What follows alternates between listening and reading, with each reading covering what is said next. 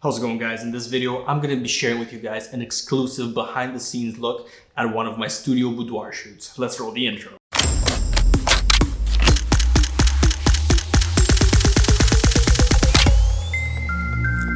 How's it going, guys? Andrei back here. Welcome back to yet another video.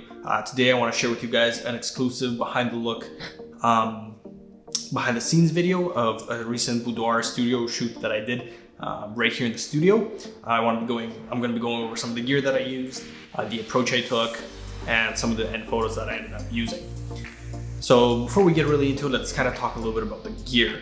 First off, the camera that I use is my trusty A7 III that I am currently filming on right now, the Sigma 85 ART 1.4, and the Tamron 28-75. For the backdrop, we used exactly what's behind me. We used this seamless white paper. I wanted to go for something very elegant, very dainty, so that's the approach I took for that.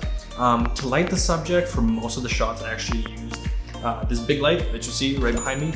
It's the Godox AD200 with the Fresnel head, not the flash head, in a 38-inch deep parabolic softbox from Glow LED, which I did review on both of those objects together, so you can check them out. Later on in the shoot, we wanted to try something a little bit different, so we actually started incorporating some gel concepts. So for the gels, in order to get that light, that continuous light, and that's the way I wanted to approach it, I used those JVM continuous lights.